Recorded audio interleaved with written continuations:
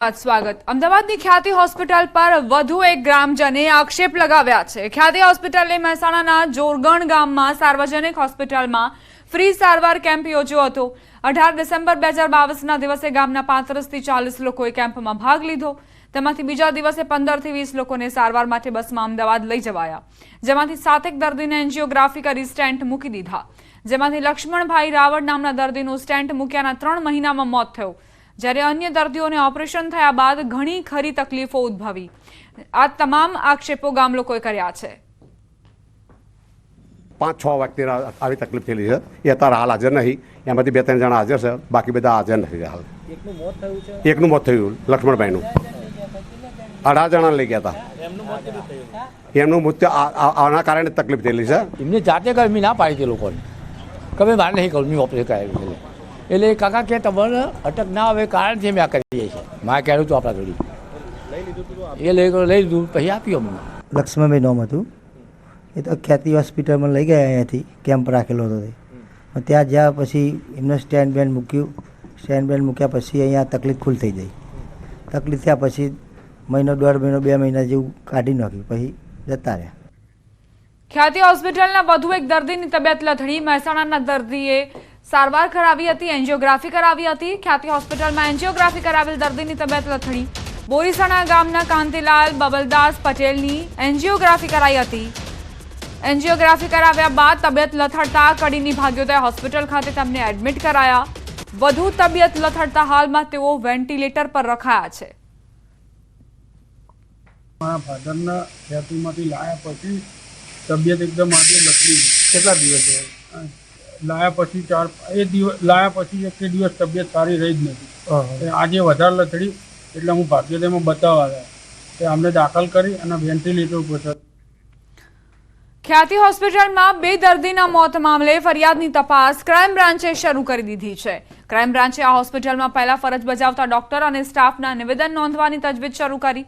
હોસ્પિટલના સંચાલકો દ્વારા રાજ્યભરમાં અલગ અલગ જગ્યાઓ પર કુલ 19 જેટલા મેડિકલ કેમ્પનું આયોજન કરાયું હતું। ખ્યાતિ હોસ્પિટલમાં વર્ષ 2022થી થયેલા તમામ ઓપરેશન, PMJAY યોજનામાં થયેલા દર્દીઓની સારવાર અને મૃત્યુ પામેલા દર્દીઓની માહિતી ક્રાઇમ બ્રાન્ચે મંગાવી છે। હાલ સમગ્ર મામલે ક્રાઇમ બ્રાન્ચે એક આરોપી ડોક્ટર પ્રશાંત વજીરાણીની ધરપકડ કરી છે, જ્યારે અન્ય ફરાર આરોપીઓની શોધખોળ શરૂ કરી દીધી છે। આરોપી પ્રશાંત વજીરાણીની તપાસમાં ખુલાસો થયો છે કે પ્રશાંત વજીરાણીને હોસ્પિટલના સંચાલકો પાસે અગાઉના અંદાજિત ₹24 લાખ લેવાના બાકી હતા। જોકે તે રૂપિયા નહીં ચૂકવતા તેણે નોકરી છોડી દીધી હતી। બાદમાં દર મહિને ટુકડે ટુકડે આ રૂપિયા પરત આપી દેવા માટેની ખાતરી આપતા તે નોકરીએ લાગ્યો હતો। ડોક્ટર પ્રશાંત વજીરાણીએ અત્યાર સુધીમાં 20 થી વધુ ઓપરેશન કર્યા હોવાનું સામે આવ્યું। હાલ તો ક્રાઇમ બ્રાન્ચે આ મામલે વધુ તપાસ હાથ ધરી છે। અમદાવાદ સોલા સિવિલ હોસ્પિટલના તબીબો 26 દિવસના બાળક માટે ભગવાન બન્યા। તબીબો 26 દિવસના બાળકની જટિલ સર્જરી કરી મોતના મુખમાંથી પાછા લાવ્યા। સુરતના સામાન્ય પરિવારમાંથી આવતા એક દંપતીના બાળકને શ્વાસ લેવામાં તકલીફ પડી રહી હતી, જેથી તેને અમદાવાદ સારવાર માટે લાવવામાં આવ્યું। પીડિયાટ્રિક વિભાગમાં પ્રાથમિક સારવાર કરાઈ। જોકે બાળકની તબિયત ન સુધરતા ઊંડાણપૂર્વક તપાસ કરાઈ તો જાણવા મળ્યું કે બાળકની શ્વાસ નળી સંકોચાયેલી હતી, જે બાદ બાળકની સર્જરી કરાઈ।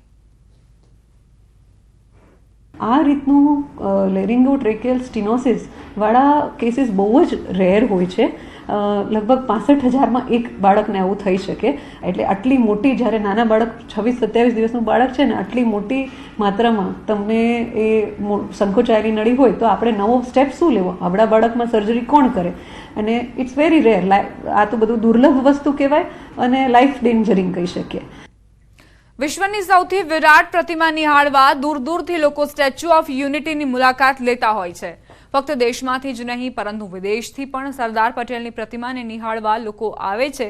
ત્યારે યુએસએના department of defence POW accounting એજન્સીના પ્રતિનિધિ મંડળના Kevin Dalton, doctor William Belcher અને લેફ્ટિનન્ટ કર્નલ એરોન થોમસે સ્ટેચ્યુ ઓફ યુનિટીની મુલાકાત લીધી હતી।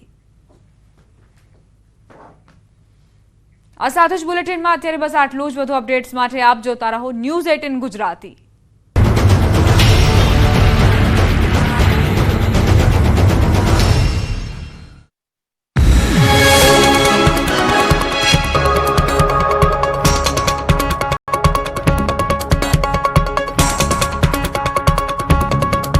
पानी पिया। જૂનાગઢ માર્કેટયાર્ડમાં ટેકાના ભાવે ખરીદીનો થયો પ્રારંભ. ટેકાના ભાવે સોયાબીન વેચવા માટે ખેડૂતો મોટી સંખ્યામાં ઉમટ્યા. ટેકાના ભાવે સોયાબીન વેચવા માટે 1200 જેટલા ખેડૂતોએ રજીસ્ટ્રેશન કરાવ્યું છે. આ માટે યાર્ડમાંથી રોજના 50 જેટલા ખેડૂતોને મેસેજ કરી ખરીદી માટે બોલાવવામાં આવે છે. ખેડૂતોને એક મણ સોયાબીનના 978 રૂપિયા જેટલો ભાવ અપાય છે. ખેડૂતોએ કહ્યું કે ખુલ્લી હરાજીમાં ઓછો ભાવ મળે છે, જ્યારે ટેકાના ભાવ સારા મળે છે. ખુલ્લી બજાર કરતાં ટેકાના ભાવ વધુ મળતા હોય, જેમાં ખેડૂતોમાં ખુશીનો માહોલ જોવા મળ્યો. આ વખતે સોયાબીનનું બમ્પર વાવેતર થયું છે. સોયાબીન વાવવામાં ખર્ચ ઓછો અને ઉત્પાદન સારું મળે છે, તેથી હવે ખેડૂતો સોયાબીનના પાક તરફ વળી રહ્યા છે. રાજકોટ શહેરની સસ્તા અનાજની દુકાનોમાં રાશનનો પૂરતો જથ્થો ન હોવાનું સામે આવ્યું. શહેરની 20 જેટલી દુકાનોમાં ગત મહિને ઘઉં, ચોખા સહિતના અનાજનો પૂરતો જથ્થો નથી મળ્યો. ગત મહિને 100% રૂપિયા ભર્યા હોવા છતાં માત્ર 30% જથ્થો પહોંચ્યો. તો બીજી તરફ પુરવઠા વિભાગ દ્વારા તુવેર દાળના 50% જથ્થાની જ ફાળવણી કરવામાં આવે છે, જેથી લાભાર્થીઓને અનાજ વિના ધરમના ધક્કા ખાવા પડી રહ્યા છે. આ મામલે સંબંધિત અધિકારીઓને જાણ કરાઈ છે, ત્યારે સસ્તા અનાજની દુકાનોમાં સમયસર પૂરતો જથ્થો પહોંચાડવા માટેની માંગ ઉઠી છે. રાજકોટ શહેર ઉપરાંત અમુક ગ્રામ્ય વિસ્તારોની દુકાનમાં પણ જથ્થો સમયસર પહોંચતો નથી, જેના કારણે ગ્રાહકો તેમજ રેશનિંગની દુકાન ચલાવનારા વ્યક્તિઓ વચ્ચે ઘર્ષણ પણ થાય છે. ફેર પ્રાઇસ એસોસિએશન દ્વારા સમગ્ર મામલે સંબંધિત અધિકારીઓને જાણ પણ કરવામાં આવી છે, પરંતુ ઉપરથી જ જથ્થો મોડો આવતા હોવાના કારણે ગોડાઉન સુધી જથ્થો પહોંચવામાં વાર લાગે છે. દાહોદમાં નકલી એને મામલે પોલીસે કાર્યવાહી કરી હતી. છેલ્લા 6 મહિનાથી ફરાર આરોપીઓના ઘરે તેમજ જાહેર સ્થળો પર નોટિસ લગાવવામાં આવી. પ્રકરણમાં પ્રારંભથી જ ફરાર એવા 2 લોકો સામે પોલીસે 82 અનુસાર જાહેરનામું પ્રસિદ્ધ કરીને તેઓને ભાગેડુ જાહેર કર્યા હતા. એટલું જ નહીં, તેમના ઘર તેમજ ઘરની આસપાસ તેમજ રેલવે તેમજ બસ સ્ટેશન સહિતના જાહેર સ્થળો પર ભાગેડુ હોવાની ફોટોની સાથે નોટિસો પણ ચોંટાડવામાં આવી. બંને 1 માસમાં પોલીસ સમક્ષ હાજર નહીં થાય તો બંનેની મિલકત ટાંચમાં લેવાની કાર્યવાહી કરાશે. બિલ્ડર કુતબી રાવત અને જમીન દલાલ રામુ પંજાબીને વોન્ટેડ જાહેર કરવામાં આવ્યા છે. 20 ડિસેમ્બર સુધીમાં હાજર નહીં થાય તો તેમની મિલકત ટાંચમાં લેવામાં આવશે.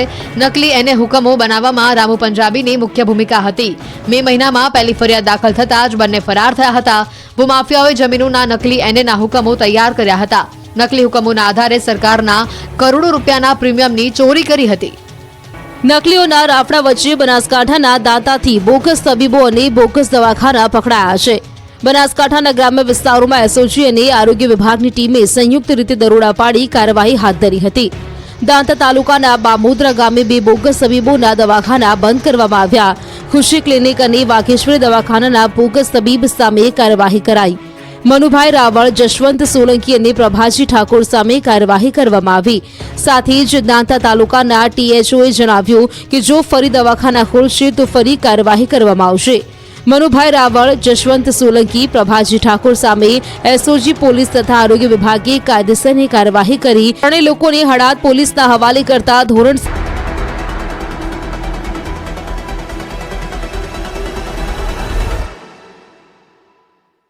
તિરુપતિ એડિબલ ઓઇલ્સ, દરેક તહેવાર હેલ્ધી તહેવાર.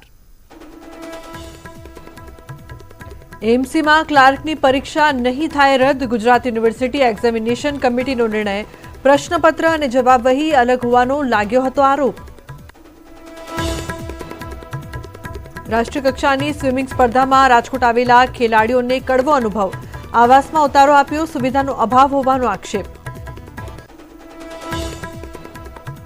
વડોદરામાં બુટલેગરના નવા કિમિયાનો પર્દાફાશ. બાઇકની પેટ્રોલની ટાંકીમાં ચોરખાનું બનાવ્યું. દારૂની 75 બોટલો જપ્ત, બુટલેગર ફરાર.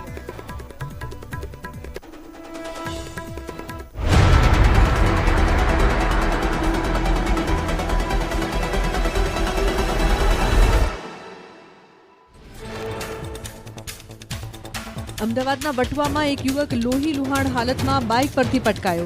સ્મૃતિ મંદિર ચંદ્રલોક સોસાયટી પાસેના બનાવના સીસીટીવી આવ્યા સામે. યુવકના શરીર પર ઈજાના નિશાન જોવા મળ્યા. બાઇક પર આવેલો યુવક અચાનક ઢળી પડ્યો. આસપાસના લોકોએ તાત્કાલિક યુવકને સારવાર માટે ખસેડ્યો. યુવકનું